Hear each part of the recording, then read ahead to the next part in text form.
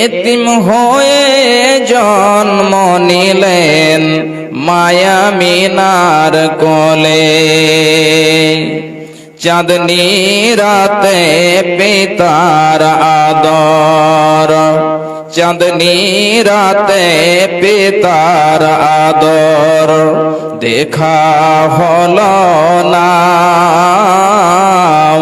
শিশুকালে মা ছাড়িল স্নেহ পেল না। চাঁদনি রাতে পিতার আদর দেখা হলো না।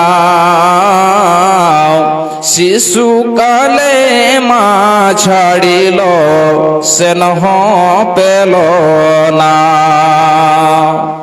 শৈশবেতে নবী আমার, শৈশবেতে নবী আমার কত আদর পেলেন। দুধমা হালিমার কোলে নবী কত দোলা খেলেন। ছোট থেকে আদর করে, ছোট থেকে আদর করে গালে দিয়ে চুমা, হাত বোলায়ে দিত মাথায় সোনার ছেলে ঘুমা। ছোট থেকে আদর করে গালে দিয়ে চুমা, হাত বোলায়ে দিত মাথায় সোনার ছেলে ঘুমা। ছোট থেকে নবী আমার কবে বড় হবে, তারি সেবাই বিশ্ববাসী সবাই সুখে রবে। সেই নবীজির ভালোবাসা, সেই নবীজির ভালোবাসা অন্তরেতে রয়। আশা করি রোজ হাসরে পাবো গো রেহাই। দয়া করে রোজ হাসরে পাবো গো রেহাই। উপস্থিত শ্রদ্ধেয় সম্মানীয় আজকের সভার সভাপতি মহাশয়, স্টেজে উপস্থিত উলামায়ে কেরাম এবং আমার সামনে অত্র এলাকার ইমানদার মুমিন আমার ভাই ও বন্ধু ও বাপজানেরা, ও পর্দার আড়ালে পর্দাশীলা পর্দা নসিনা মুমিনা মুসলিমা আমার মা ও বোনেরা, যাবতীয় প্রশংসা সেই মহান আল্লাহ রাব্বুল আলামিনের জন্য, যেই মহান আল্লাহ রাব্বুল আলামিন আমাদেরকে পৃথিবীতে সৃষ্টি করেছেন এবং অগণন নিয়ামত দান করেছেন। সেই মহান আল্লাহ রাব্বুল আলামিনের দরবারে একবার সকলেই শুকরিয়া জানাই, সকলেই অন্তর খুলে মোহাব্বতের সাথে পড়ি আলহামদুলিল্লাহ। আমার মা, আমার বোনেরা, আজকে আমি আপনাদের সম্মুখে যে কুরআনে মাজিদের আয়াত দুটি পড়েছি এবং দুই জায়গা থেকে দুইটি হাদিসের অংশ টুকরো আমি পরিবেশন করেছি, ইনশাআল্লাহ এই আয়াত এবং হাদিসকে কেন্দ্র করে আলোচনা করব। ইনশাআল্লাহ আল্লাহ রাব্বুল আলামিন যেন আমাদের সকলকে শোনার সাথে সাথে আমল করার তৌফিক এনায়েত করেন। সকলে বলুন আল্লাহুম্মা আমিন। আমার ভাই, আমার মা, আমার বোনেরা, আল্লাহ রাব্বুল আলামিনের অশেষ কৃপা, আল্লাহ রাব্বুল আলামিন আমাদেরকে অনেক বড় একটি নিয়ামত দান করেছেন। এই নিয়ামত কি হলো? এই রমজান মাস। আর এই রমজান মাস পেয়ে এর গুরুত্ব অনেক রয়েছে, এর ফজিলত অনেক রয়েছে।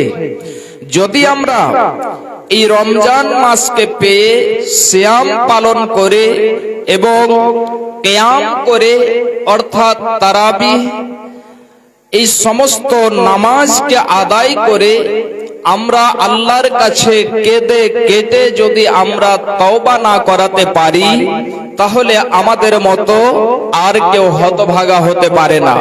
ভাইজান বাপজান আমার, আল্লাহ রাব্বুল আলামিনের কাছে যদি কেঁদে কেটে আমরা তওবা না করতে পারি, আমাদের গুনাহের ক্ষমা যদি আমরা না চাইতে পারি, তাহলে এর থেকে আর কি বড় দুর্ভাগ্যের বিষয় হতে পারে। আমরা আল্লাহর যে নিয়ামতকে পেয়েছি, আল্লাহ রাব্বুল আলামিন বলছেন, বান্দা তোমরা আমার কাছে চাও আমি তোমাদেরকে দেব, তোমরা আমার কাছে ক্ষমা চাইবে আমি গফুরুর রহিম, তোমাদের আমি ক্ষমা করব। মহাব্বতে ভালোবাসায় লোভ লালসাতে পড়ে গিয়ে আখিরাতকে বলে ভুলে যাচ্ছি, জাহান্নাম সেই কঠিন জাহান্নামকে বলে আমরা ভুলে যাচ্ছি।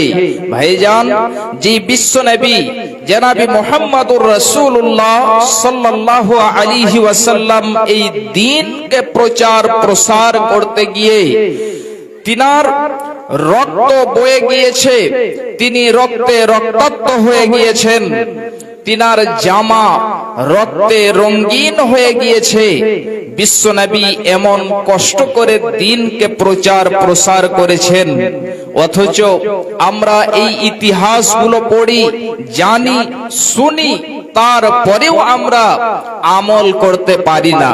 ভাইজান, ইসলামকে এত যেন মানুষেরা নিচু করে দেখছে, এই মুসলমানের কীর্তির অনুযায়ী তাদের আমলের কারণে মুসলমানদের উপরে আজকে অন্যায় অত্যাচার হচ্ছে। ভাইজান আমার মা, আমার বোনেরা, যাই হোক, আমি বিশেষ যে আয়াতগুলো পরিবেশন করেছি আমার মা বোনদের সম্পর্কে, যে আল্লাহ রাব্বুল আলামিন মা এবং বোন মহিলাদেরকে কতটা মর্যাদা ইসলাম দিয়েছে, ইসলাম দিয়েছে অন্যান্য কোন ধর্মে কেউ যেন এতটা মর্যাদা দেয়নি। যখন আপনি জাহেলিয়াতের যুগের ইতিহাসগুলোকে আপনি তুলে দেখবেন, তখন বুঝতে পেরে নেবেন যে মহিলাদেরকে ইসলাম কতটা মর্যাদা দিয়েছে এবং তাদের সাথে জামানায়ে জাহেলিয়াতের যুগে তাদের সাথে কত নোংরা ব্যবহার আচরণ করা হয়েছে। ভাইজান, একটা ঝলক আল্লাহ রাব্বুল আলামিন জামানায়ে জাহেলিয়াতের সম্পর্কে বয়ান করেছেন। আল্লাহ রাব্বুল আলামিন বলছেন, খুব ভালো করে শুনুন, বিসমিল্লাহির রহমানির রহিম, وَإِذَا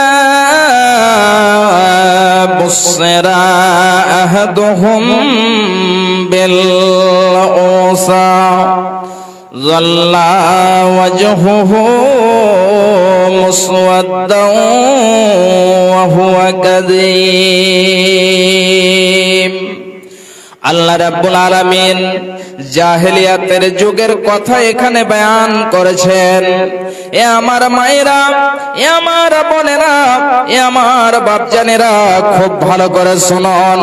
আল্লাহ রাব্বুল আলামিন বলছেন, যখন তাদেরকে সংবাদ দেওয়া হতো, খুশখবরি দেওয়া হতো যে তোমার মেয়ে হয়েছে, তোমার কন্যা হয়েছে, এমন সময়তে তাদের চেহারা কালো হয়ে যেত, তাদের চেহারা কুৎসিত হয়ে যেত।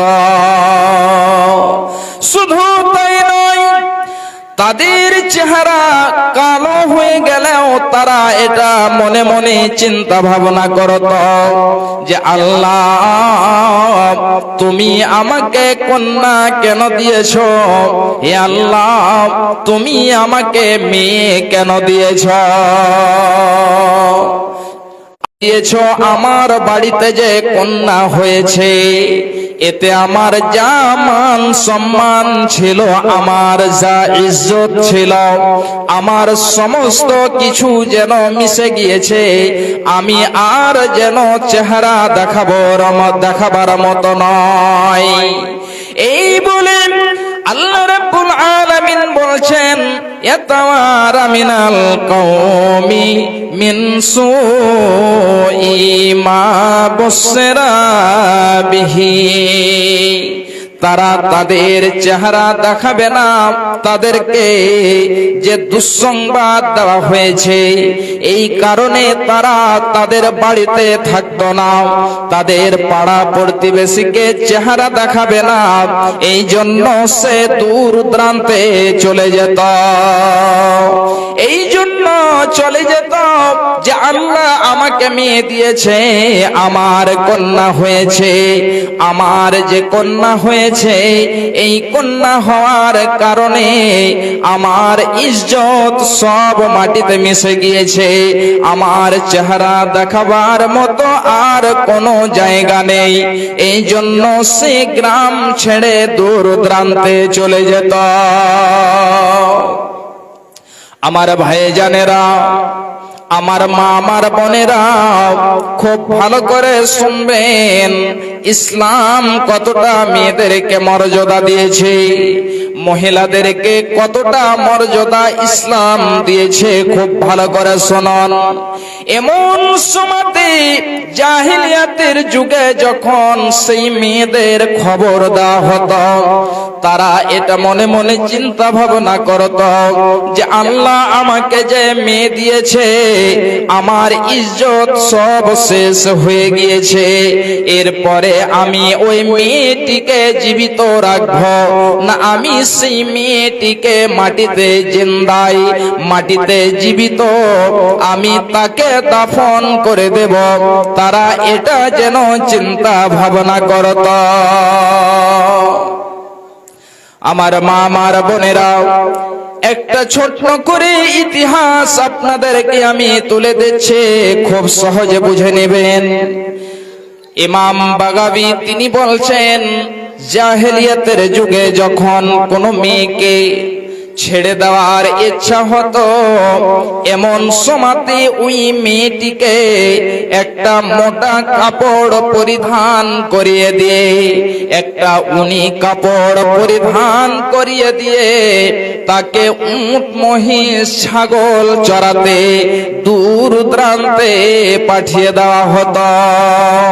তার কোনো খোঁজ নেওয়া হতো না, তার কোনো খবর নেওয়া হতো না, সে কোথায় আছে, সে কি খাচ্ছে, কোথায় রাত্রে থাকছে, রাত্রি কাটছে কোথায়, এমন কোনো যেন খবর নেওয়া হতো না।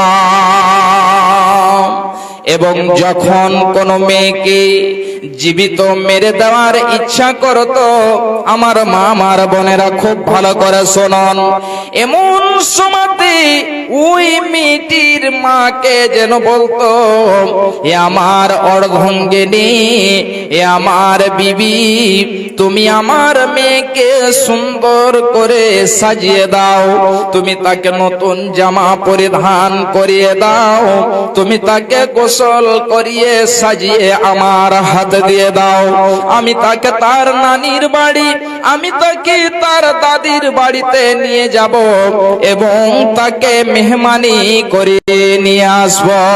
করে শুনুন, এমনি করে যখন অর্ধাঙ্গিনীকে বলতো, বিবিকে বলতো, বিবি সুন্দর করে ওই মেয়েটিকে সাজিয়ে দিয়ে তার স্বামীর হাতে, মেয়ের পিতার হাতে তুলে দিত এবং সেই মেয়ের পিতা তার হাত ধরে এবারে নিয়ে যেতে যেতে গভীর জঙ্গলে যখন চলে যেত, এমন সময়তে গভীর জঙ্গলের মধ্যে একটি গর্ত খনন করে ওই মেয়েটিকে গর্তের ভেতরে ফেলে দেওয়া হতো। আমার ভাইজানেরা, আমার মা আমার বোনেরা, যখন সেই মেয়েটিকে গর্তে ফেলে দেওয়া হতো, মেয়ে গর্তের ভিতরে পড়েছে, সে চিৎকার করে যেন কান্না করত যে আব্বা আমার কোন যেন পাপ রয়েছে, আব্বা আমি কোন ভুল করেছি যার কারণে আপনি আমাকে এই গর্তের মধ্যে ফেলে দিয়েছেন। গর্তের মধ্যে ফেলে দিন, তার উপরে মাটি দিয়ে চাপিয়ে, তার উপরে পাথর চাপিয়ে দিয়ে তাকে সেখানেই দাফন করে দেওয়া হতো।